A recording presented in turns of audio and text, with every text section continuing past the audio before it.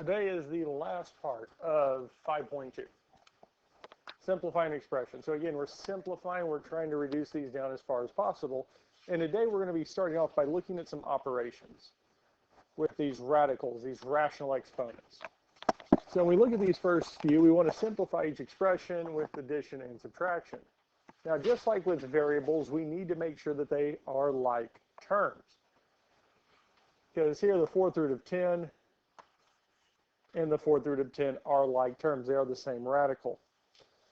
So one way we can look at it, you don't have to write this, because again, we have the fourth root of 10 in common. So what we could technically do is factor it out of both terms.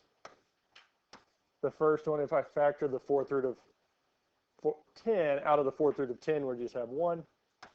Plus, if I factor the fourth root of 10 out of 7 times the fourth root of 10, be 7. Well, 1 plus 7 is 8. And we multiply it back out, we get 8 times the fourth root of 10.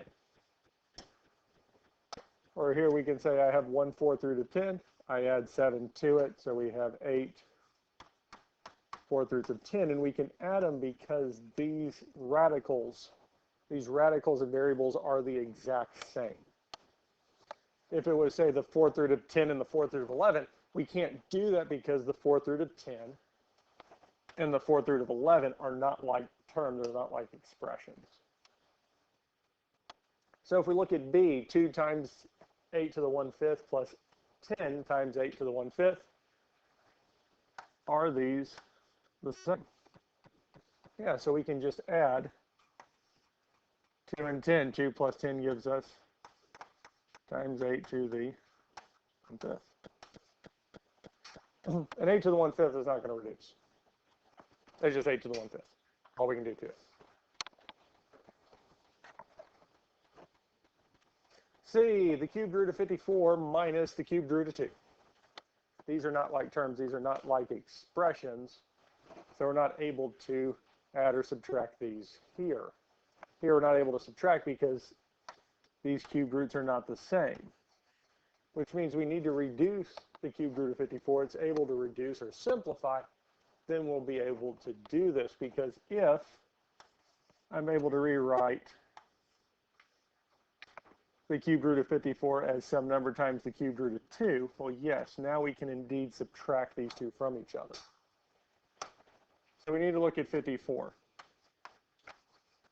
And we can look at its prime factorization to see if there's a number times itself 3 times that is a factor of 54. With 2 times 27. 27 is 3 times 9. 9 is 3 times 3.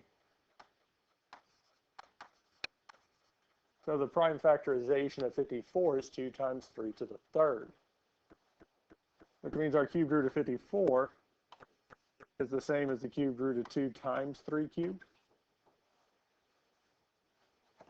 I can't take the cubed root of 2, but our cubed root of 3 to the 3rd is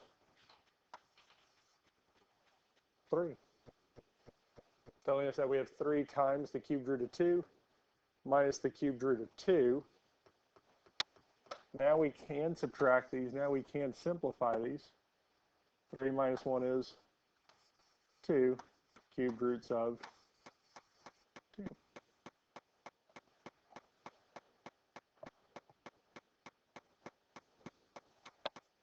Questions on any of this here?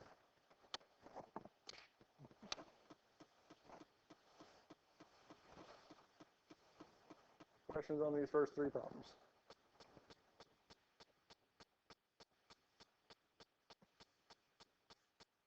We're ready for the next ones.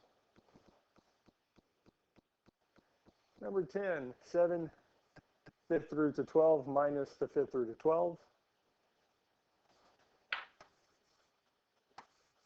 Since these are the exact same, we can go on subtract, because I have 7 of the first and I'm taking 1 away from it. So we'll have 6 times the fifth root of 12.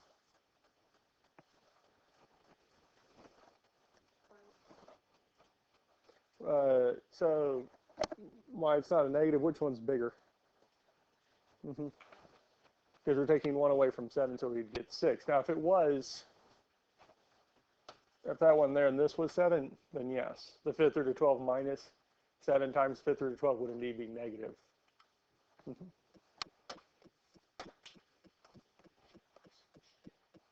Let's look at the next one. 4 times 9 to the 2/3 plus 8 times 9 to the 2/3. Well,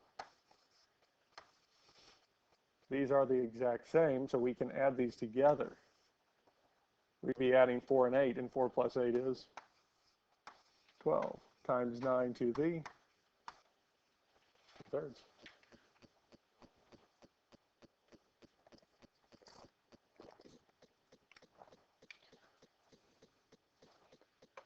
Questions on any of this here?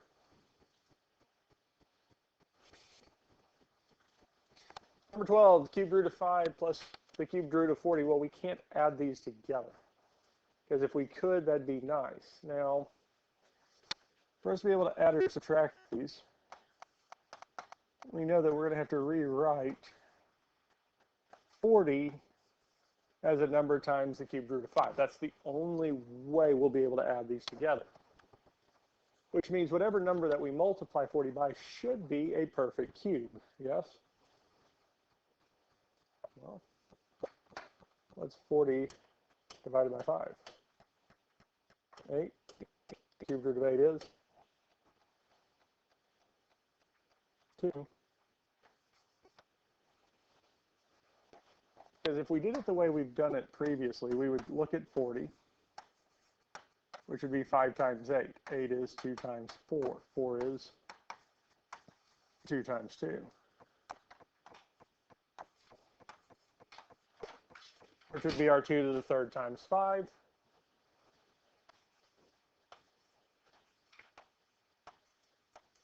And if we take the cubed root of our 2 to the 3rd times 5, well, the cubed root of 2 to the 3rd is 2. Can't take the cubed root of 5, and we get this here. Now that we do have the same radical, we can add them together. Cubed root of 5 plus 2 times the cubed root of 5 is 3 times the cubed root of.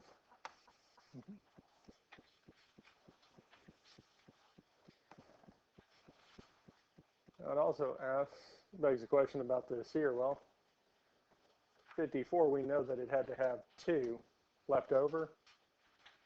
Taking the cubed root of 27 is, because if we know what number-wise what it should be, the calculator can give us a hand. Questions on this here? Because the big thing with this radical and these fractional exponents is that we get whatever is inside the radical and that index to be the same, so we can add or subtract, or whatever that number is to a power is the same, we can add and subtract. Now, the properties of rational exponents or radicals can be applied to expressions involving variables, but because a variable can be positive, negative, or 0, sometimes absolute values are needed when simplifying these expressions. So when n is odd, n is an odd root, the 7th root of 5 to the 7th is 5. The 7th root of negative 5 to the 7th is going to be negative 5. So we can look at this here. So we always work from the inside out. Hold on. So they're talking about 5 to the 7th power. Is this here. And then if we take the 7th root of 78,125, we get 5 right back out. So the 5th root of 5 to the 7th, or sorry, the 7th root of 5 to the 7 is indeed 5. Now if we look at negative 5 to the 7th power, we get negative 78,125.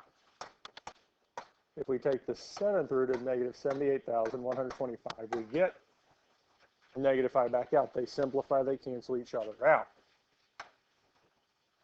Odd roots make sense. When n is even, the nth root of x to the n is going to be the absolute value of x. So let's stick with what they gave us. So again, we start from inside. Positive 3 to the 4th is 81. I take the 4th root of 81, we get back to 3. Negative 3 to to the fourth power is positive 81.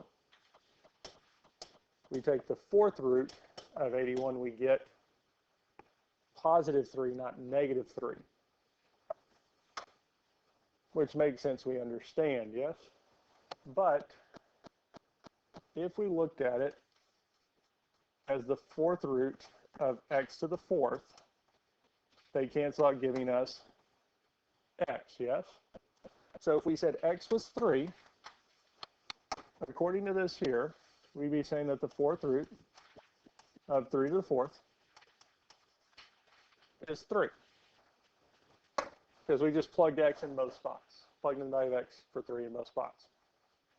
Now, if we say that x is negative 3 for this here, it would be the fourth root of negative 3 to the fourth is, because again, I'm not solving, I'm just plugging in for x, because if this is true, we should be able to fill it in and get the same statement. Well, here, this is not the correct value. It has to be positive. That's why we put the absolute value bars to adjust for that negative step. Because here, plugging it in as just x isn't, we need that positive value because of this positive power inside. Now, if we end up having x squared left, here, it's going to be x squared. The absolute values aren't necessary because that power of 2 fixes it. But absolute values is not going to be a big focus for me here. It's simplifying and making sure we simplify these statements with variables. So we look at the first one, A. We're looking for the cubed root of 64y to the 6th. So the big thing is I always look at, especially when we're simplifying this, is our numbers first. 64, can we take the cubed root of 64? Cubed root of 64 is 4. As we're looking for a number or term times itself 3 times, that gives us 64, and it is 4. Now with our variable y, again, we're looking for groups of 3, this exponent of 3. How many groups of 3 y's can we pull out? We can pull out 2 of them. Now another way to think of this, because again, really we're looking at the cubed root of 64, and we can say it's being multiplied by the cubed root of y to the 6. Cubed root of 64 we know is 4, yes? Cubed root of y to the 6.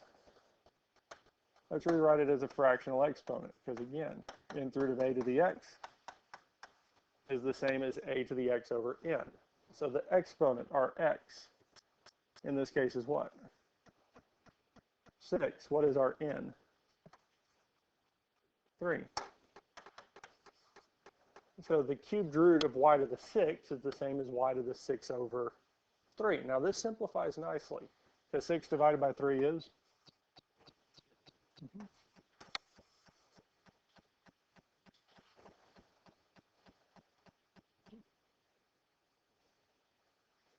If we could have said 64 also to the 1/3.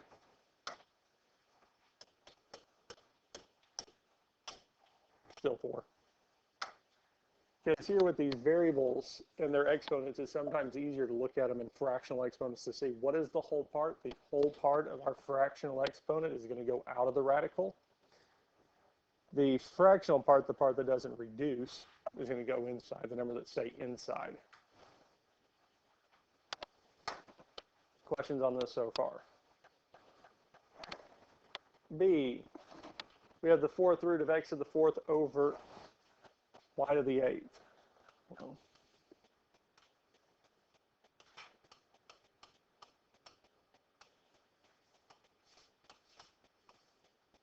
might be easier to think of this in fraction over fraction, broken up into its 2 parts.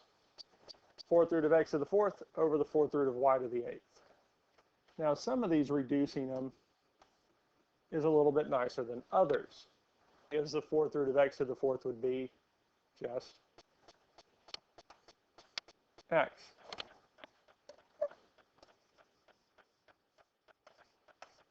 Just have x by itself.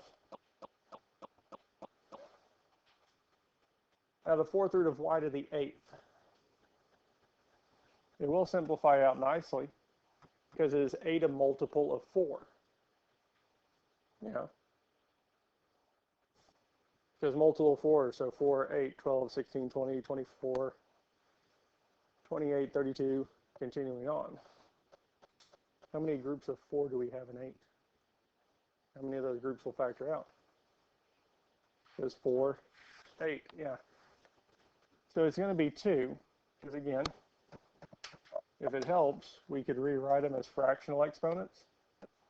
And I'll do the top and bottom, because the top would be x to the 4 fourths, the bottom would be y to the 8 fourths. Well, 4 fourths simplifies to 1, 8 fourths simplifies to 2. I'm not going to count off, but we would put absolute values around it because the nth root and the nth x power are both even. I think the textbook just has the absolute values around the x on top, but x over y squared. Not here, no. Questions on A or B?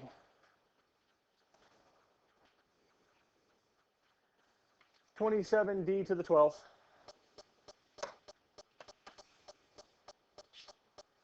So again, I'm just going to rewrite it all the way out.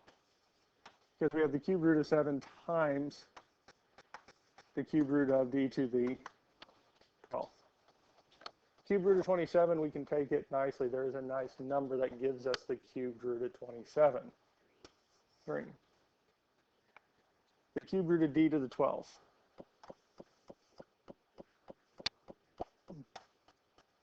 Because again, d to the 12th, the cube root of d to the 12th, is the same as d to the 12 thirds. We're basically just dividing.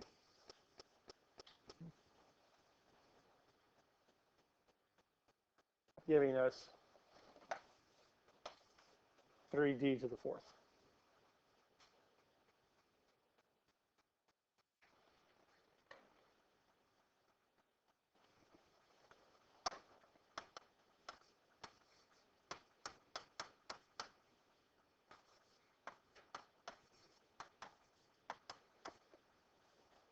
So we look at the next one, the fourth root of x to the 4th over y to the 16th. Again, if it helps, we can split it up. So we have the fourth root of x to the 4th on top, which would be x. Our 4 divided by 4 is 1. On bottom, we're taking that fourth root and dividing it by our 16th power.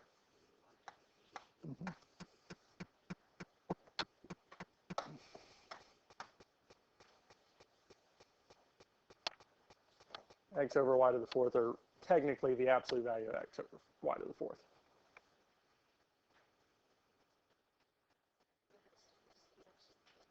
Tristan R., please come to the office. Tristan R., please come to the office. Questions on A or B? All right. Write all expressions in simplest form, assume all variables are positive. Now, here we're looking at taking the fifth root of each one. Groups of 5, this division of 5. So the first one's looking at taking the fifth root of 4.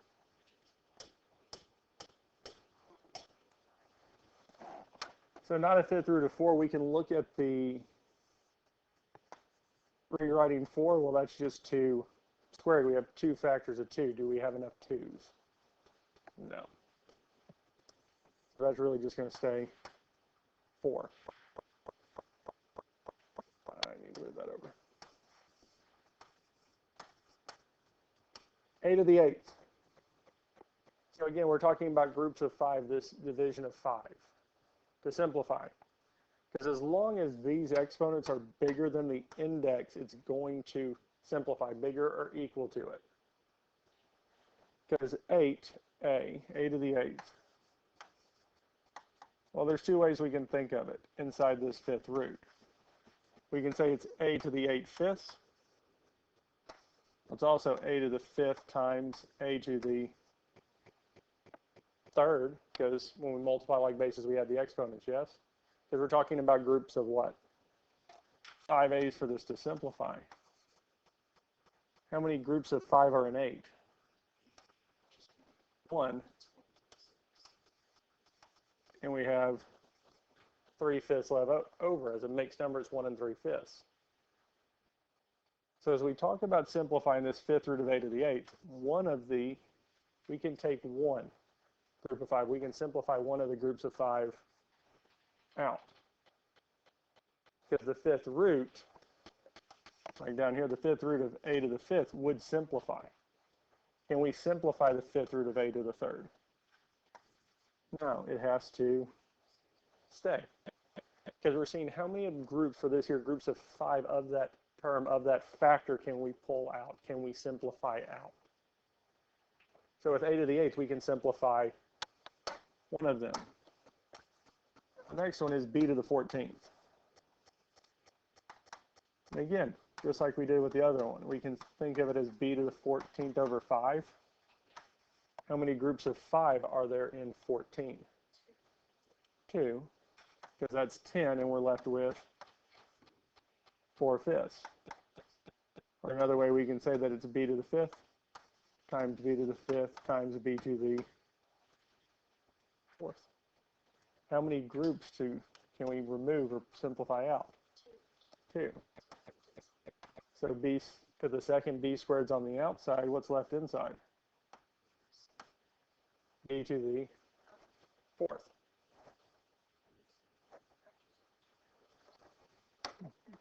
And the last one is c, because we're looking at the fifth root of c to the 5th, which is just c.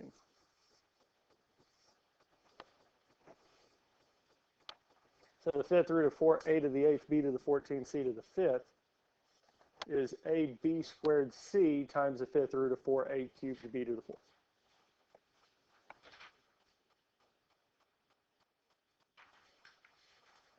X over the cubed root of y to the 8th. So this is similar to what we did yesterday in our radicals, where we're simplifying the bottom of that fraction out. Because we can't leave the cubed root of y to the 8th on bottom, because we can't have a radical in the bottom of the fraction. And just like yesterday, we can multiply the top and bottom of this fraction by the cubed root of y to a power. Now, multiples of 3 are going to cause that cubed root to simplify, yes? What is the next multiple of 3 after our y to the 8th, or the 8th power? So the next number after 8 that's a multiple of 3? 9. How many do I have here? I have 8. How many am I missing? So if I multiply the top and bottom of this by the cubed root of y, on bottom, y to the 8 times y is going to be y to the 9th. On top, we have x times the cubed root of y.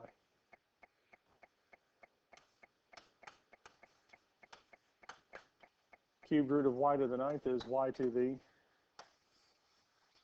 3rd.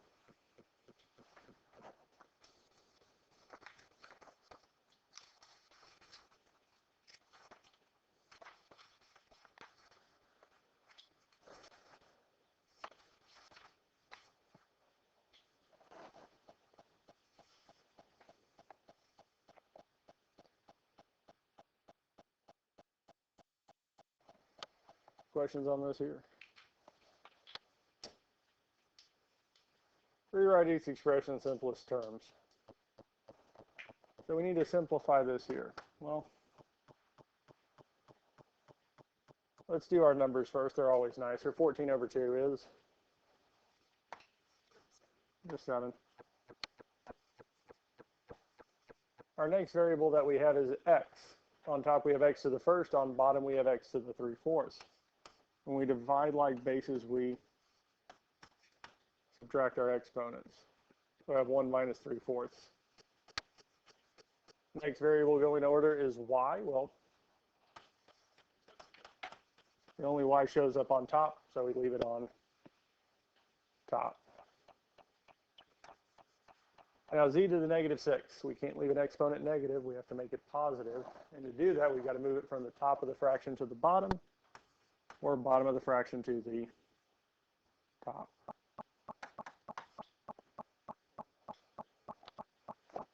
Only thing we have left to do is that 1 minus 3/4. And 1 minus 3/4 is?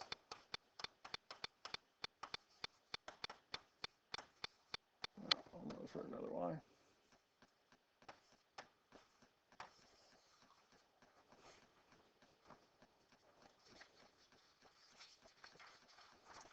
That's actually it.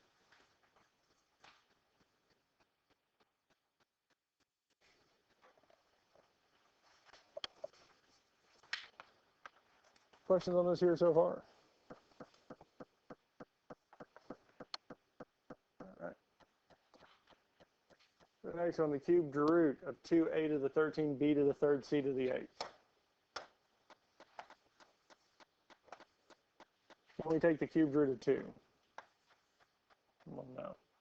2 is a prime number. Can't take the cubed root of it.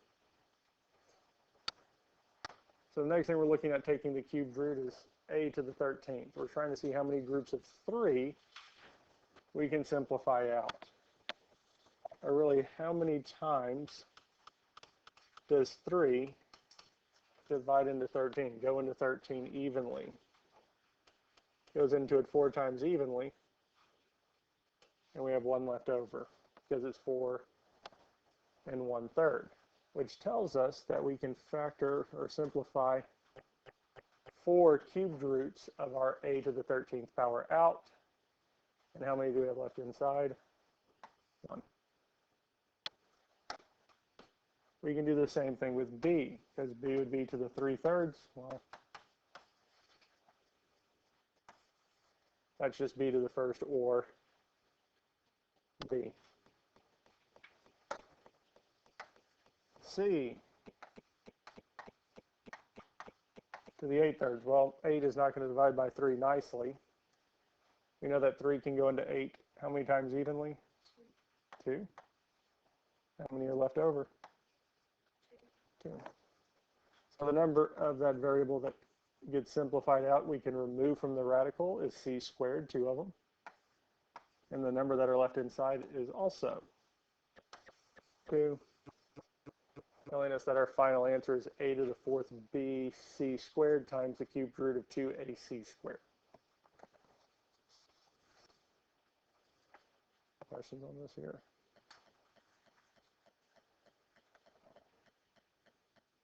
All right.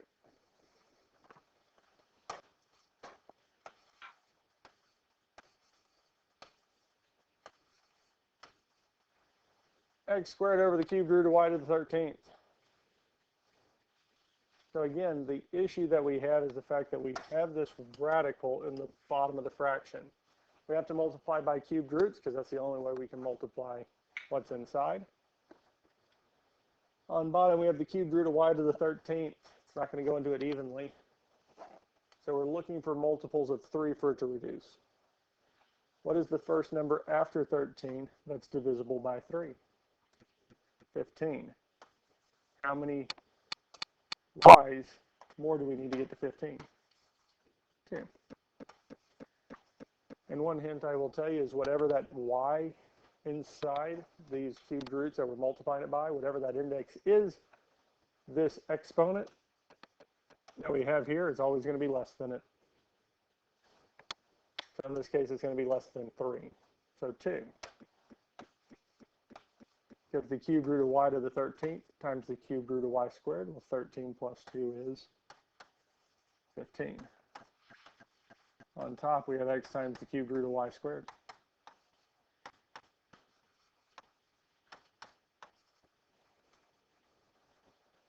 On bottom, we have the cubed root of y to the 15. 15 divided by 3 is 5. Telling us x times the cubed root of y squared over y to the 5th is, I accidentally dropped it. Yeah. Thank you. Yeah, x squared times cubed root of y squared over y to the 5th. Yep. For the most part, that's not going to simplify unless it had been y squared instead of x squared. We have something in common on top and bottom.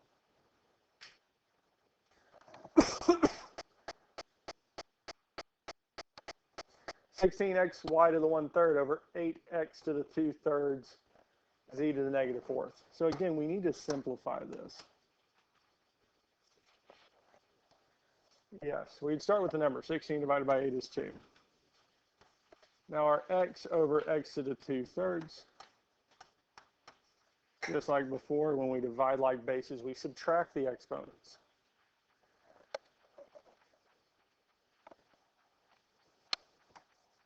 Then we move on to y. Well,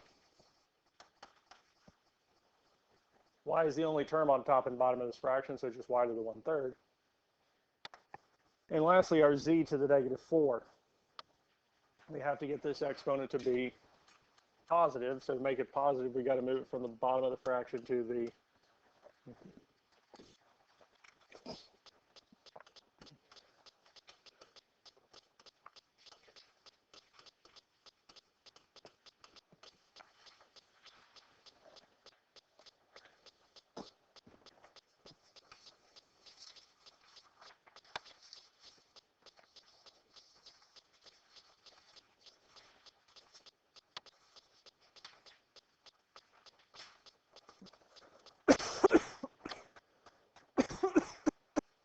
questions on how we got this answer. Question on any of this so far? Are we good with this here? Last thing, perform the indicated operations. Assumes all variables are positive. All that means is that absolute values are not necessary. The whole absolute value rule, we throw it out because we're going to say that they're positive. A is nice. 5 times the square root of y plus 6 times the square root of y would be what? Those are the same, so 5 plus 6 is 11 square roots of y. That's it. Now here, are these two radicals in the variables the same? No, so we need to get the radicals and variables to be the same. So when we look at 12, cubed root, I can't take the cubed root of 2 because 2 is prime. Cubed root of z to the 5th. Well, we can simplify that because we're going to have z squared left inside. We can bring out one group of z's.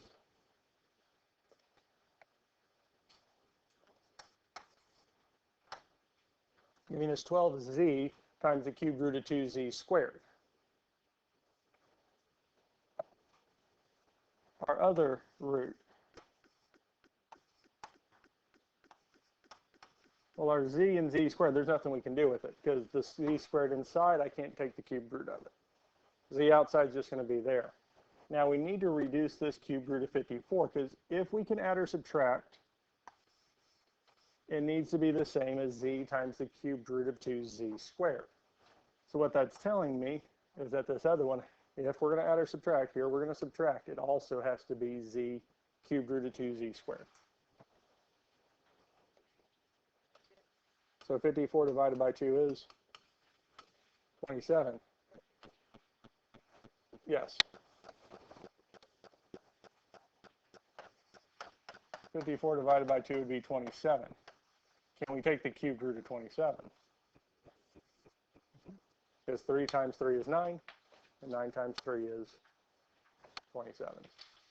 And we can subtract these. 12 minus 3 is 9z cubed roots of 2z squared. And we can use these radicals to get them to be the same. All right, let's look at another one. This one here is actually kind of nice. 6 cubed roots of x plus 2 cubed roots of x. Are the radicals and variables the same? Yeah, so that means we can just add or subtract our coefficients. Because 6 plus 2 is 8 cubed roots of x, and we're done. Here, our variables and radicals are not the same. And all the ones we're going to do, the radicals, both of them are going to give us hints at what we're going to have.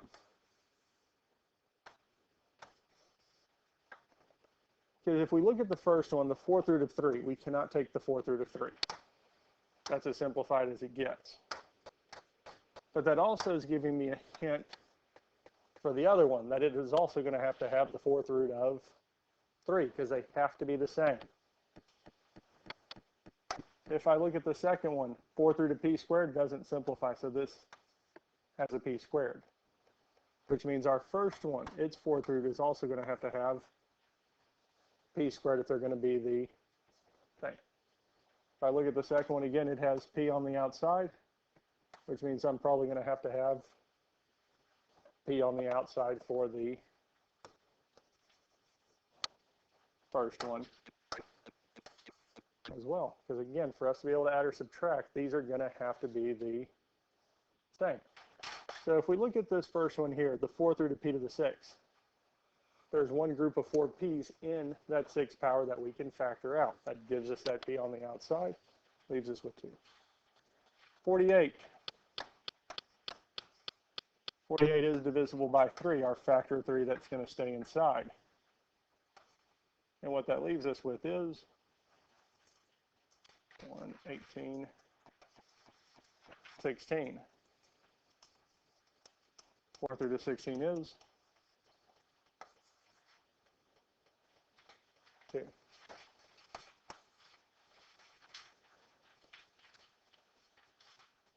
Now, are variable radical terms the same? Well, yes. So we can subtract 16 minus 2 is 14 times 14p times the 4th root of 3p squared. And that's it.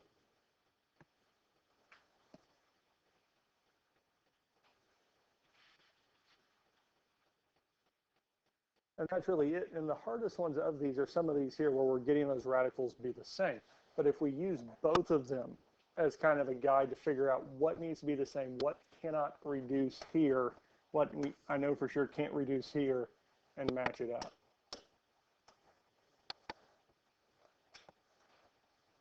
But that's it.